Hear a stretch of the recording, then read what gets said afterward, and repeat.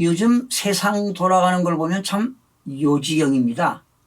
정부가 가계대출 규제에 지금 대대적으로 나서고 있는데요. 이렇게 정부가 대출 규제를 강화하다 보니까 문제점들이 좀 많이 생기고 있어요.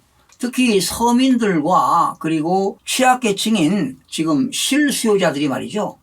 불안감에 떨고 있습니다. 지금 공포감에 사로잡혀 있어요. 그 이유는 지금 정부가 1,800조가 넘는 그러한 가계부채를 줄이기 위해서 말이죠. 지금 대출 규제를 강화하고 있지 않습니까? 어떻게 보면 뭐 바람직하기도 합니다. 부채가 너무 많이 늘어나기 때문에 나중에 금리가 인상되게 되면은요, 크나큰 경제적으로 혼란이 올 수도 있고 타격이 올 수 있거든요. 그런데 이제 문제가 있습니다. 현재 집이 없는 사람들이 분양받거나 무주택 서민들이 지금 불만이 고조되고 있습니다. 그 불만이 말이죠. 이만저만이 아닙니다. 지금 여기저기서 지금 대출을 못 받아가지고 지금 아우성입니다. 그러니 지금 서민들 이사철에 패닉 상태가 현실화되고 있습니다.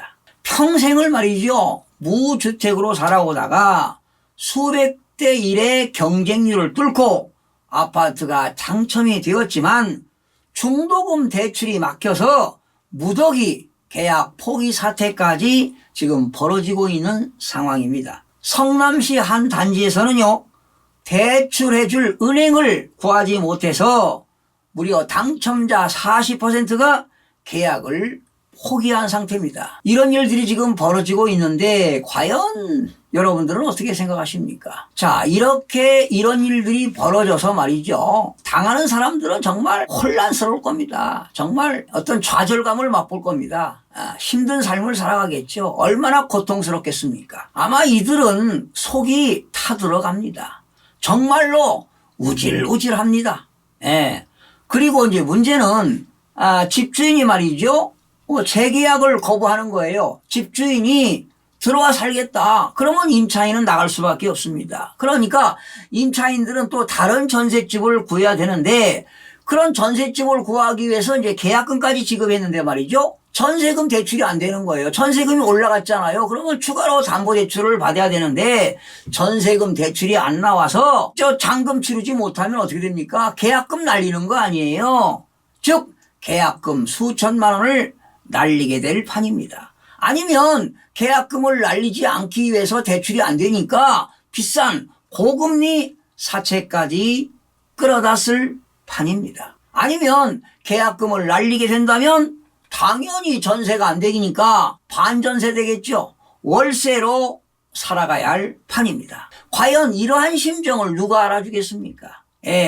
이들은 한마디로 벼락 거지가 된 겁니다. 없는 사람들에게 더 힘든 거예요. 계약금까지 날리고 말이지요. 월세 살면 매달 또 집세 내야 되지 않겠습니까? 여러분 전세가 폭등으로 전세금 대출 받아가지고요. 대출이자가 늘어나는 것도 힘든데 갑작스럽게 정부 규제 때문에 계약금까지 날리고 월세방으로 살게 생겼습니다. 이렇게 사회적 약자들은 행복 추구권까지 박탈당해야 되겠습니까, 여러분? 바로 이럴 때 생각나는 부정적인 단어들입니다. 좌절, 절망, 포기, 낙담, 분노, 체념 말입니다. 이래서 되겠습니까? 이래서 서민들이 살아갈 수 있겠습니까? 결과적으로 정부 정책 실패로 집값이 올라가고 전세값이 올라가다 보니까 이런 일들이 벌어진 것 아니겠습니까? 금융당국의 가계대출 규제 강화로 주택 실수요자들이 지금 패닉 상태입니다. 어쩌다가 이런 일이 벌어졌습니까? 정부의 크나큰 실책 때문입니다. 문재인 정부 지난 4년간 전국적으로 집값과 전세값이 올라가는 상황 속에서 갑작스럽게 은행 대출이 막히면서 분양받는 입주자들도 어려워지고 전셋집을 구하지 못하는 피해자들이 지금 속출하고 있습니다. 2030 시대 내에서 말이죠. 지금 자산 격차도 심화되고 있습니다. 2030 중에서 상위 20%는요. 평균 자산이 8억 7,044만 원이고요. 하위 20%는 평균 자산이 73만 원으로 조사가 되었는데 무려 상위와 하위가 35배나 차이가 납니다. 그러니 이렇게 하위권에 사는 사람들이 결혼이라도 하겠습니까? 전세방을 얻을 수 있겠습니까? 그러니 누가 장가를 갈 수 있겠다는 것입니까? 그러면 이렇게 2030 세대들이 왜 이렇게 차이가 나는 겁니까? 바로 소득 차이가 아닌 부의 대물림 때문입니다. 부모의 재력에 따라서 출발점이 달라지는 기회의 바로 불공정입니다. 정부는 자산 격차와 양극화 해소를 위해서 해결 방안을 모색해야 할 것입니다. 온라인 커뮤니티나 청와대 게시판 등에는 말이죠.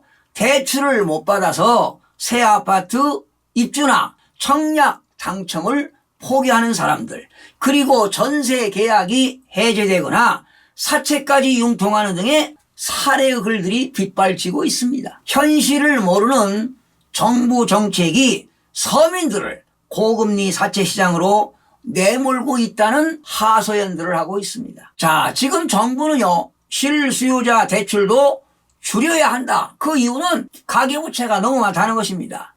담보대출이 너무 많다는 거예요. 그래서 추가 규제를 지금 예고하고 있는 상황입니다. 특히 고승범 금융위원장은 지난 6일이죠. 국정감사에서 지금 가계부채 증가의 대부분이 실수요자 대출이라며 가능한 한 상환 능력 범위 내에서 종합적으로 관리가 되어야 한다고 말한 바 있습니다.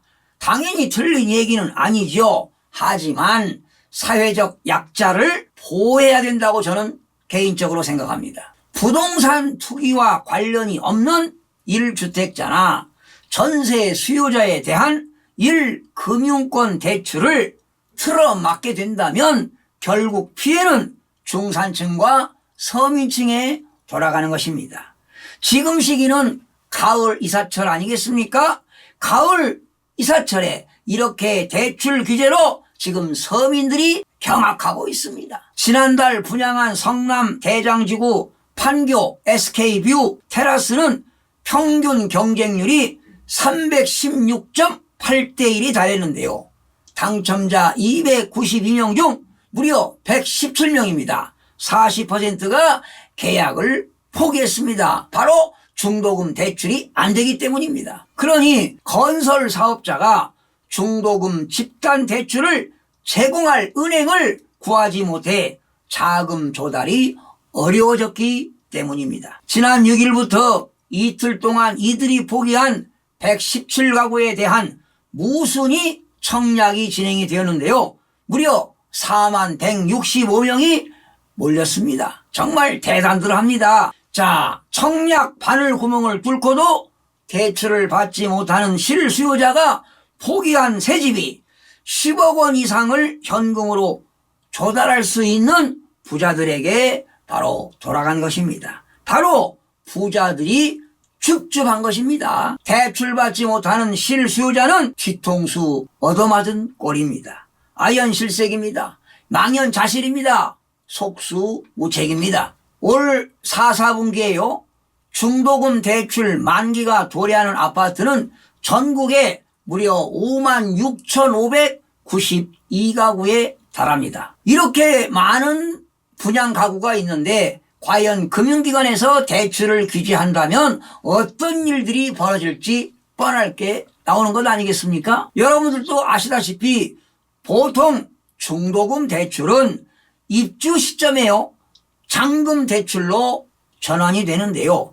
지금처럼 은행 대출이 제한되게 되면 아파트를 분양받는 사람 중에 많은 사람들이 입주 전에 자금 조달에 크나큰 어려움을 당할 수밖에 없습니다. 그렇게 되면 결과적으로 대출 규제의 피해는 고스란히 중산층과 서민층에 집중될 것은 뻔할 것입니다. 그렇다면 이렇게 계약을 포기하게 되면 역시 부자들이 줍줍할 수밖에 없어요. 만약에 은행권에서 대출 셧다운이 현실화된다면 1주택자나 전세 세입자 등 실수요자 피해가 아마도 눈덩이처럼 불어날 것으로 보입니다. 얼마 전 문재인 대통령도 최근 전세 대출 등 실수요자들이 어려움을 겪지 않도록 정책 노력을 기울여 주길 바란다고 강조한 바도 있습니다. 그러나 정부가 준비 중인 가계대출 관리 강화 방안의 여파가 아마도 서민층에 집중될 것을 지금 우려하고 있습니다. 다주택자나 15억이 넘는 고가주택은 지금도 대출이 불가능하지요. 또한 전세대출도 5억 원이 한도여서 비싼 전세집에 사는 세입자는 큰 영향을 받지 않습니다. 전세자금 마련이 어려워 월세살이로 전략하는 등 서민층 주거비용 부담만 더 늘어날 수 있습니다. 그러니 서민층만 죽어라 하는 것 아닙니까? 4년 동안 부동산 정책 실패로 시행착오를 거듭해온 정부와 금융당국은 국민을 실망시키지 말고 무주택자들의 전세 난민과 월세 난민이 되지 않도록 세심한 배려가 있기를 기대해 봅니다. 시청해 주신 여러분 고맙습니다. 최선을 다하겠습니다. 마음이 드셨다면 구독, 좋아요 꼭 부탁드리겠습니다. 고맙습니다.